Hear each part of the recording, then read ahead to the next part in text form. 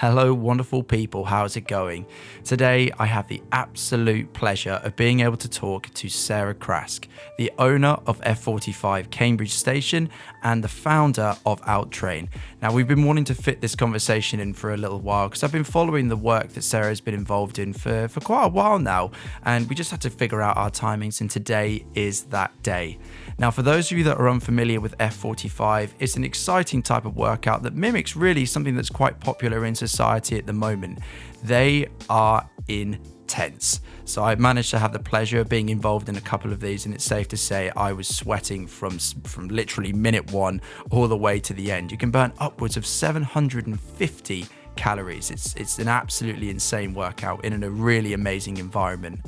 Now, it's really clear to me that Sarah is passionate about exercise, but it's also really clear that she's passionate about creating a community, and nothing shows that more than her involvement in the creation of Outtrain, which again is focused around functional fitness, but this time it's much more about a competition or an event, and it's done within teams. Again, I've seen so many of these sort of this video snippets of these over sort of the last window of time since they've been running, and again, they always look so impressive. Now, again, Sarah is someone to me that is really willing and really wants to help as many different people as possible. And as a result, actually has an involvement in a number of different things, which, you know, coming from someone who's trying to create some interesting things around Cambridge is something that I really admire. And I really want to learn a little bit more about the aspirations, the background behind these things and the motivation. So with that all in mind, my name is Will Brocklebank, and this is a Serotonin session.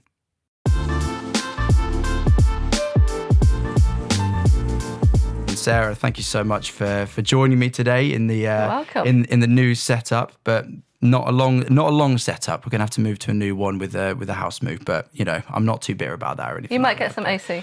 That's it. Oh my, yeah, maybe anything that's not on a very, very loud road, with that bus or that thing that's going past, and hopefully something that holds a little less heat than this one. But it's not a problem. I'm happy to power through it. But I really wanted to start with a focus in on F45 and sort of that realm, because that's how I was first introduced into sort of the work that you do. Okay.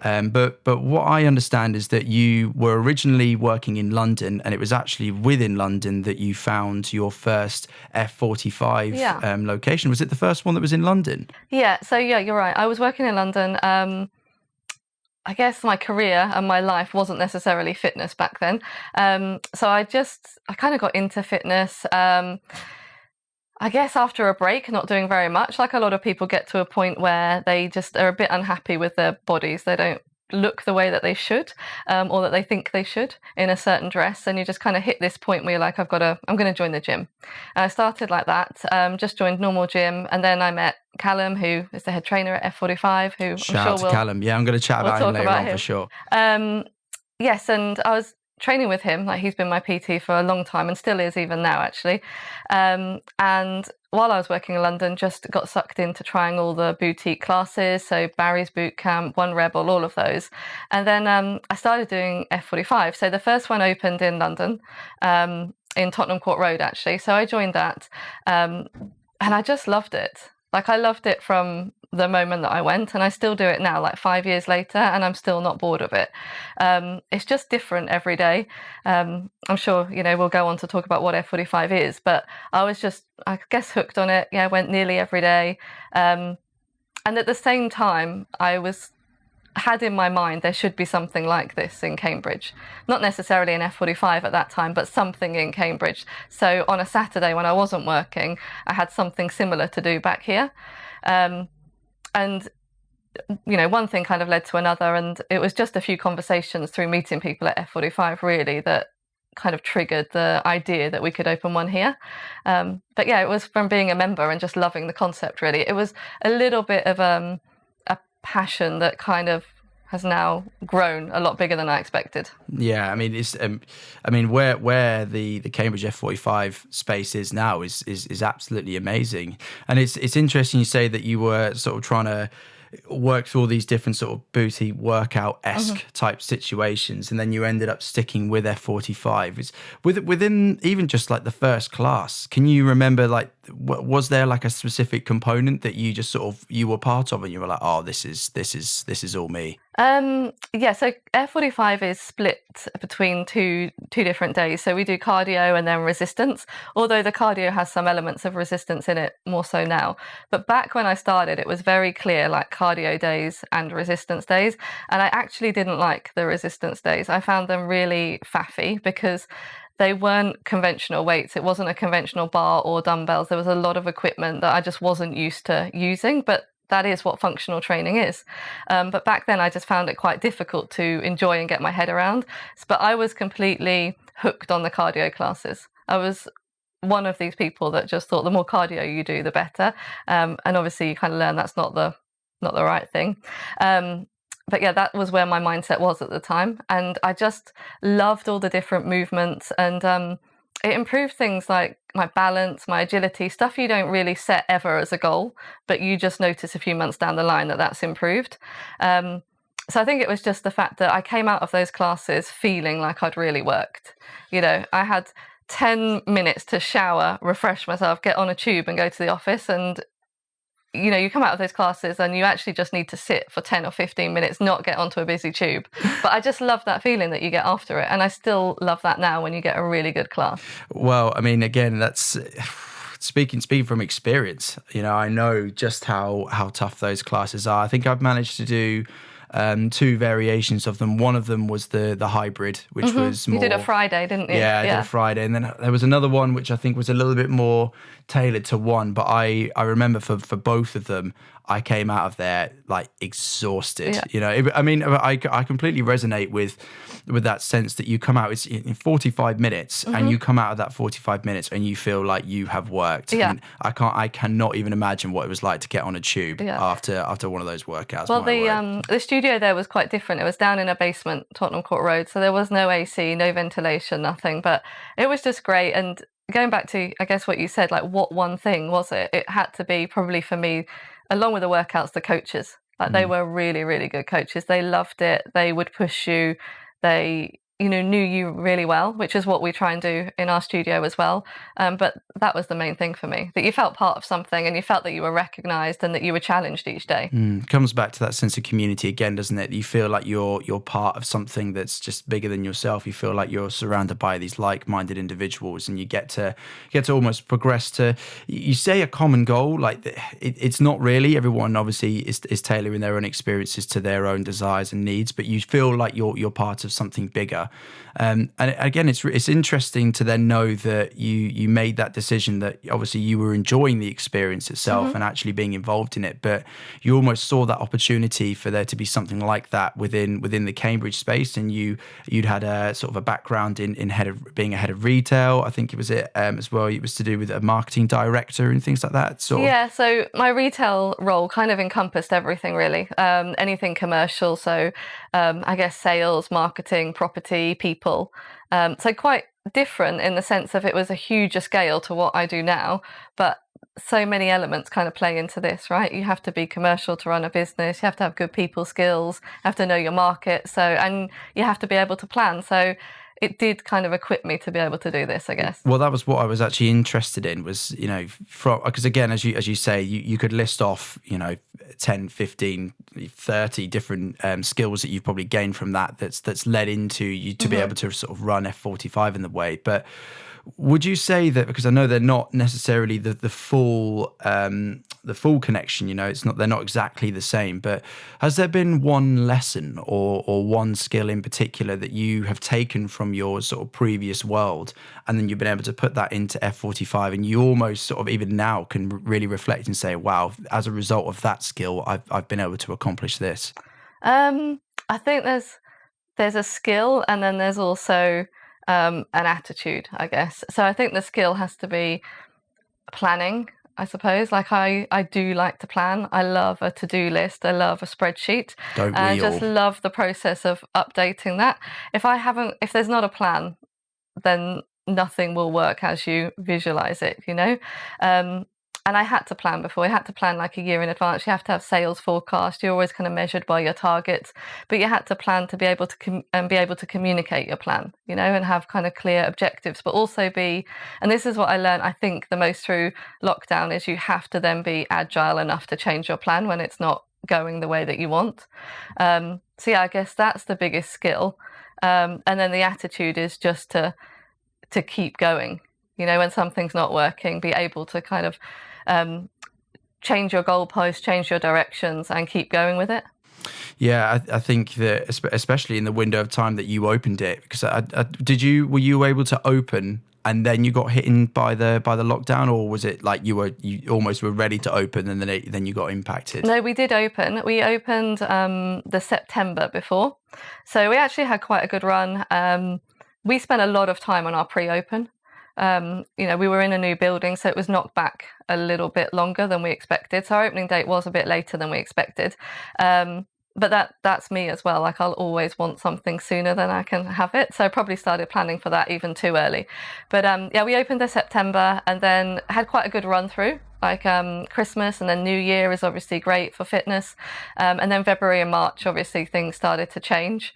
We closed that March for the whole duration really of the lockdown, right into the summer. And then there was another closure later that year for a month. And then the following year, I think we closed from Christmas Eve right through until April. I think there was 42 weeks in total that we were closed.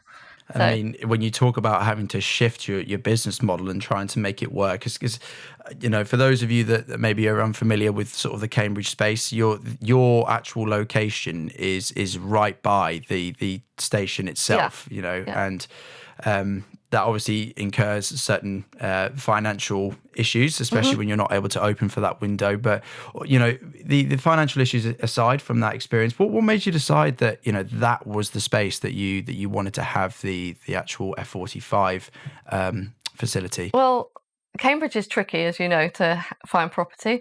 And initially, when we were going back and forth thinking, Cambridge needs something, at that point we didn't know what it was. Looked around, just at a few properties that were there. Didn't get very far into investigations, but looked at a few and what was out there. And there really wasn't much. There wasn't much opportunity. And there weren't many landlords or agents that were even kind of open-minded to even talk about something. Because I wasn't an established business. I was just a person off the street that had a normal job and a bit of an idea to open a gym. And then obviously the conversations with F45 developed. So I realized it was F45 that I wanted to do and could do. These buildings were being built around the station, obviously see them every day and saw the change in that area. I mean, it was a bad area a few years ago. What that used to look like. I always remember the carnage that would unfold when you were allowed to drive down to the station, and that whole place doesn't even remotely look like what it does now. No, it's amazing now, and what it will be in a few years will be even better, I think. But anyway, these buildings were going up, and they have the hoarding on the side, don't they? And I just thought we may as well try. It's perfect location at that time. Cambridge was full of commuters, right? So you get the commuters, people like me, I suppose, that I thought, you can get on the train after your workout and go to work, or get off the train after your job and go in and work out in the studio. So perfect location, but also all the offices that were planned around there, all the new flats that were being built.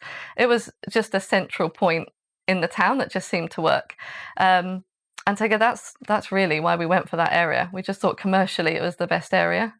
Not a bad idea, really, considering, again, the rapid development that's ended up happening in that space. But sort of taking a little bit of a side road on that thought, though, is I know that you were, through your job, and obviously you were having to commute into London quite a lot. You were having to travel I think I saw on plane, you had to go by plane to a lot of places very frequently, or at least almost weekly. So every day in London, that was where I was based. I've never worked locally. But some of the roles, I looked after UK, but also Europe as well. So there was one time where I was probably at Stansted Airport every Tuesday morning. Boy. Yeah. Keeping you busy. And it wasn't exotic. I'm not going anywhere amazing on these trips, but it's a lot of time out of the house and a lot of moving around. Yeah, exactly. Yeah. It kept you moving. And then from a well-being perspective, how has it been? What have you been able to add to your life now that you're actually not having to commute in or go to other places every single day? You know, I imagine you've gained probably a little bit of chunk of time in there. You think so? I really haven't. Well, you always fill up with other things. Do you know you do? And when you're commuting, when you're working really hard, your days are busy. But it's very different to how it is now. So the weekends would be my weekends. Yeah, I prep for meetings or whatever on a Sunday night, but I do that on a Sunday. So, on my way into work on a Monday, I could still go to the gym on the way and get in the office at 9, but still be prepped. And so I guess you think you're going to have a lot more time because you take out that 2 hour of commuting every day. But as you said, you just fill it with something else. I'm at home probably now through the week, maybe less than I was before. And at least with a stable and structured job, I could get home and cook meals and stuff in the evening. I rarely do that now because it's just different. It's one, you have your own business. Two, you build different relationships. And because you don't have any deadlines, you kind of don't have a structure, if you like. It's a lot freer to kind of just stay at the studio a little bit longer, get home a little bit later, or you get home and you're working. And then you look at it and you look at the clock and it's 7:30 or 8 o'clock at night. So you have the same amount of time, you just use it differently. Yeah, and I mean, you say obviously there's you fill it with other things, but that comes from the fact that you are a sort of a motivated and driven individual to create something new in the Cambridge community, right? And that requires that investment in time. So although you haven't necessarily maybe gained from almost like a well-being perspective, maybe you've gained 20 minutes sleep somewhere, but it has then given you this opportunity to fill that with other things that will allow for you to flourish in a number of ways, really. Because, sort of going back into F45 a little bit more, I think that particular model or the structuring of that model is something that people want to be involved in at the moment. I think there's a real sort of clientele for that, and sort of based around that. How would you describe an F45 class? What does that look like for the average person? How does it look like? People would describe it in so many different ways. Well, because I'm aware that you have different types of classes. It can be different depending on what day of the week it is and things like that. But. Yeah, I guess most people would say. They would say they love to come in for 45 minutes and not have to think about it. Is there 45 minutes in the day that they can just do something for themselves?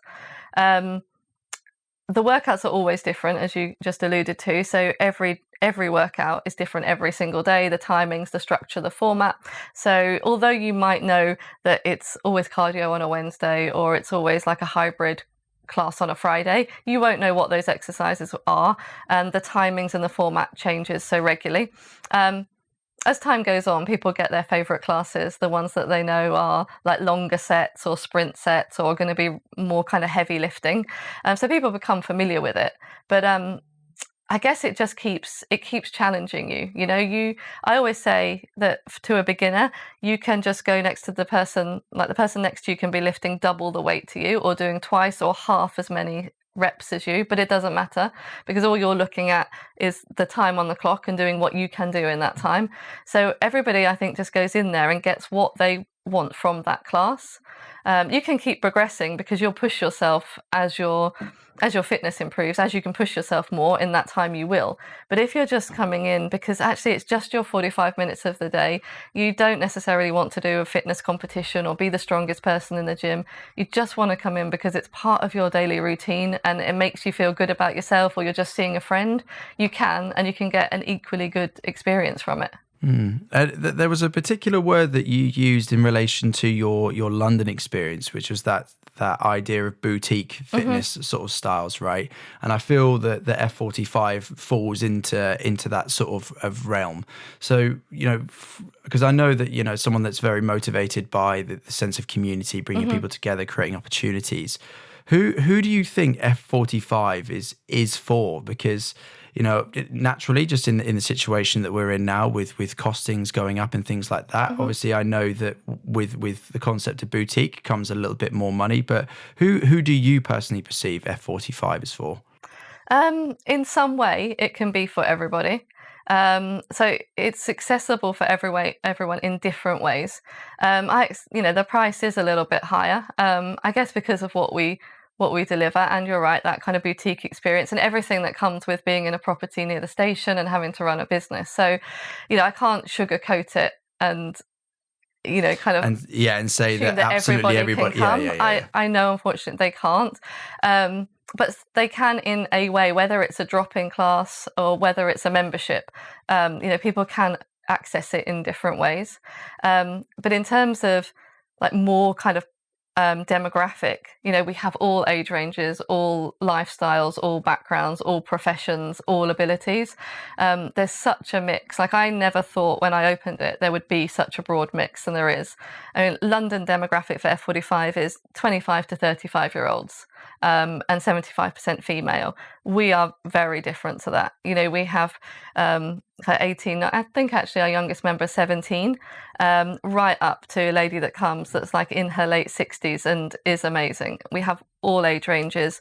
I did get that feel actually when I was there. Is it really was a proper mixed bag of people that were involved. And again, obviously we talk about the costings of things, but what that costing gets you is an absolutely unbelievable facility.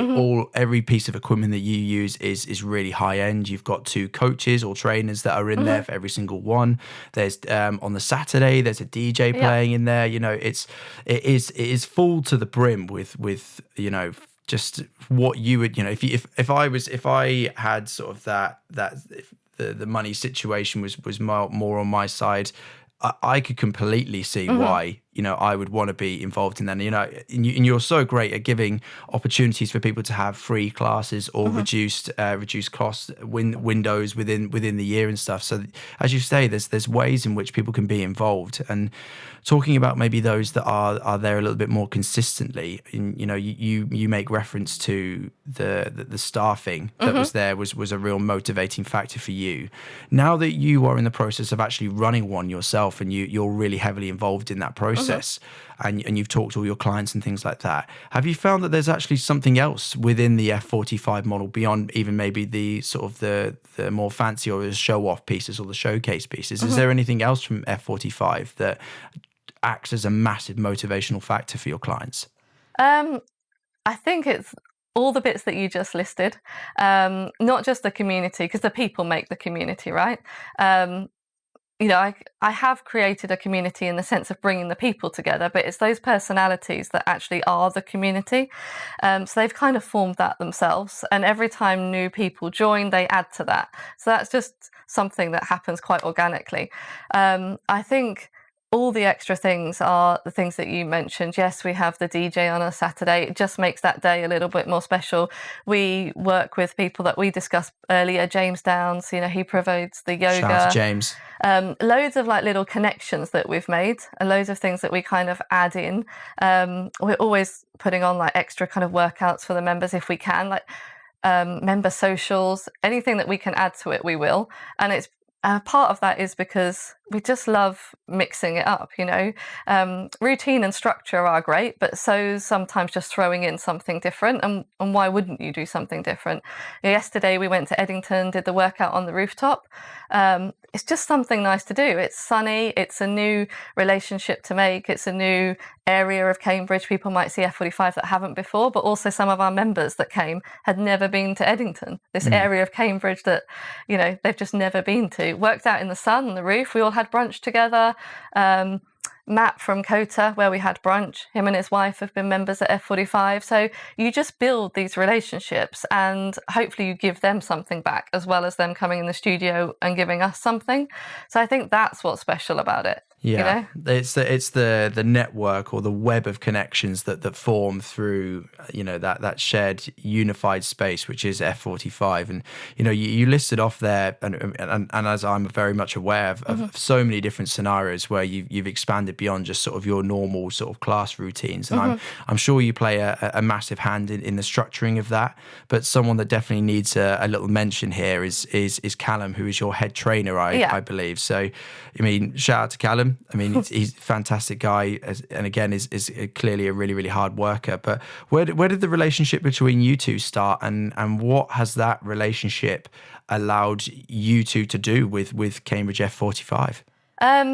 So Callum was my PT before. When I first got into fitness, I was nothing like I am now in terms of the workouts that I did.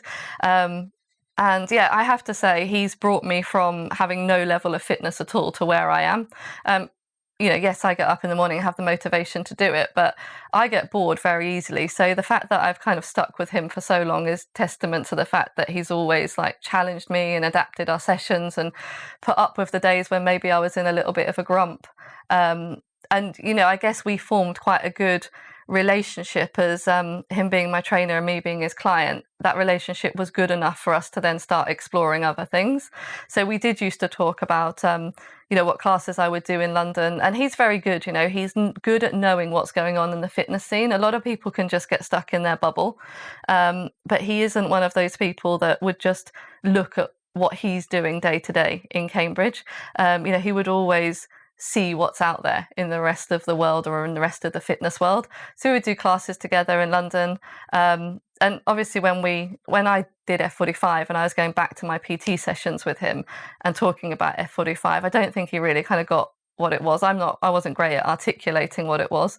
And so we did F45 together, and he, thankfully enjoyed it as much as I did. And so, yeah, it made sense to kind of open the studio together with him as head trainer. But we have different layers of relationship in the sense that he's still my PT. We work together at F45. So he still works as your PT? Yeah, I still do 3 or 4 PT sessions with him a week. And it's really hard to just focus them and not talk about F45 or not talk about other things. At the moment, though, the sessions I don't really get to speak through many of the sessions. They're quite hard at the minute. But yeah, so we have our friendship, which has kind of formed through doing all of that together. But yeah, the PT and client relationship, the F45 relationship, Outtrain, which is now developing as well. And yeah, I'm sure some days we see the best and the worst of each other. But I think you get to a certain point where that's going to be the case, right? When you've been friends for a while, you know that you're there to sort of pick each other up, but also to challenge each other as well. And we're completely different. There's a lot of things that if I worked with Callum in my old life, in my old professional setting, that we definitely wouldn't have gelled with. But this is a completely different world. Like, fitness is a different world to what I was in before. And the differences actually work quite well. But that's the power, right? Is that you need...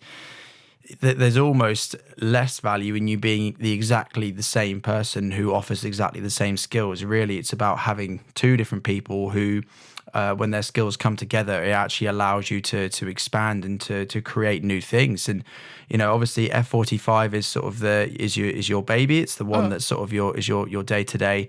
But there has been a focus certainly over the last, I think, has it been going for over a year now? It must have been, where you've been focusing a little bit more on the actual fitness competition element, and team-based fitness competition element, and that's come from the creation of Outtrain, which I believe you did in collaboration with Callum as well. But I've seen all of the different events that you've put on so far. They look absolutely amazing. You've got one coming up in Dublin soon, which is just, I can't imagine how exciting that is for you.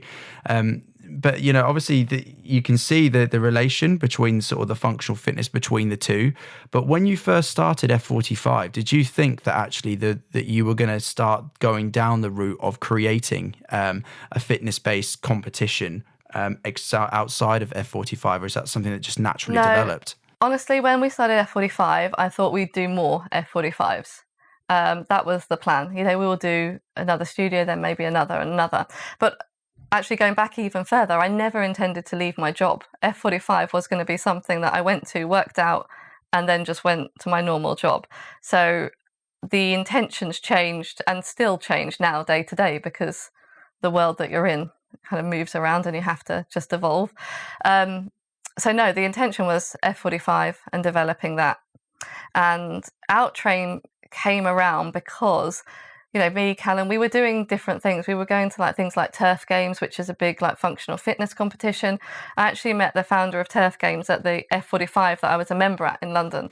Right. I went to the first one that he did, and there was 30 people there. And then he would do outdoor ones in Clapham Common. And actually the owners of F45 Tottenham Court Road, the former owners, they were really good. They were ambassadors for Turf Games and really helped promote it within the studio. So yeah, that became bigger. Me and Cam went to a couple of their competitions and various things. And you know what? It was the same as F45. Why isn't there something like this back home that's more accessible? Why does everybody have to get on a train to London to do it? We could create something local that is for all the gyms in and around Cambridge. Our actual idea was to do the fittest in Cambridge. We wanted to do a competition like that where all the gyms would enter and we'd just find the fittest in Cambridge. It didn't quite work out in that way.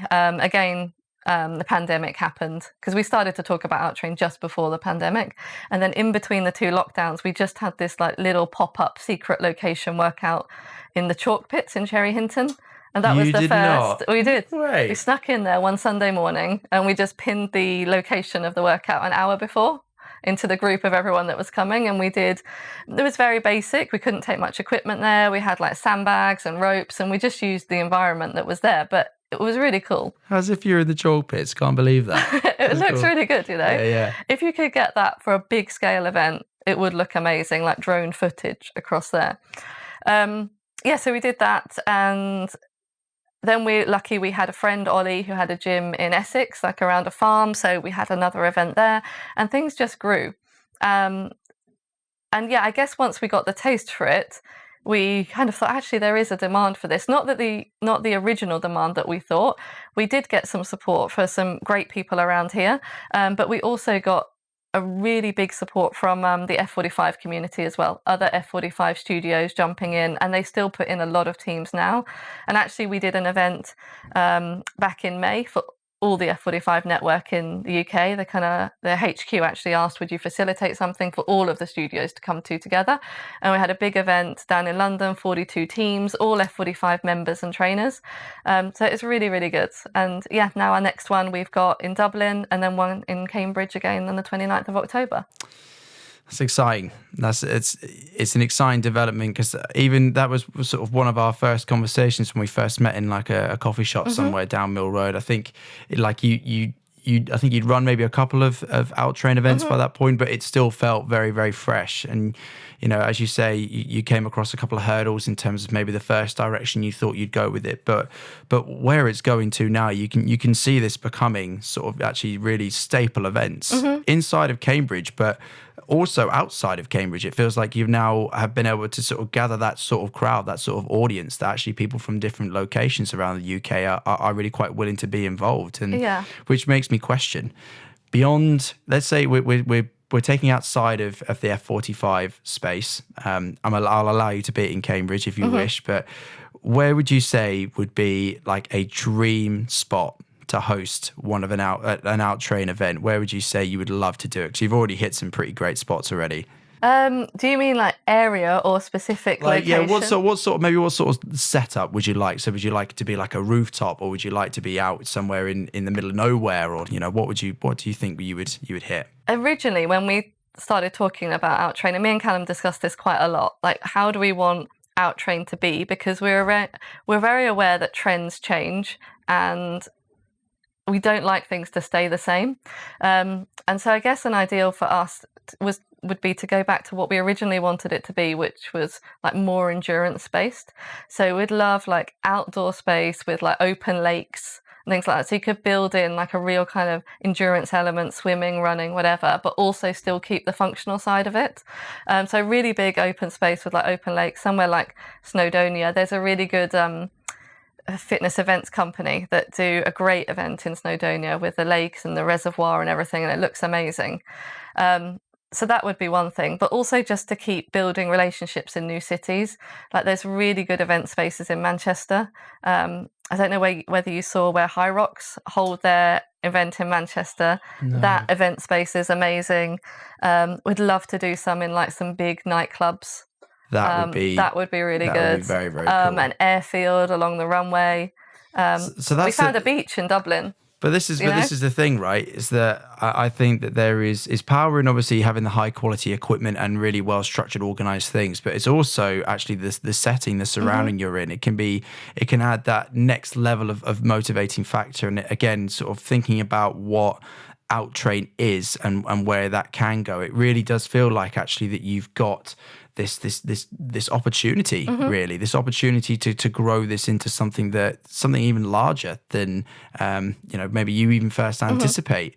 And sort of going forward, whether that is to do with Outtrain or whether that is to do with F45, and it really feels like, I imagine your mind races at night thinking of some of these things. But is there another direction? Is there one more sort of level or one more step, or what is your next step in terms of what you envision you could do with maybe the sort of the two areas that you have created in relation to the fitness world? F45 will always be the core because it's the main business at the minute and it's where we get the most support and it's our day-to-day. So that will always take up, for the foreseeable, I shouldn't say always, it will take up most of my attention and time and things. And then, Outtrain can grow, as you say, and it will. I don't necessarily see it growing into something massive because what we love about it is, again, that boutique element where we've got people that we've met from like our second or third event, like the guy that comes, Aidan, with his coffee van. He was good enough to come and just say, I'll see how the event is. I'll see who comes. I don't need any minimum spend. I'll just come and support you guys.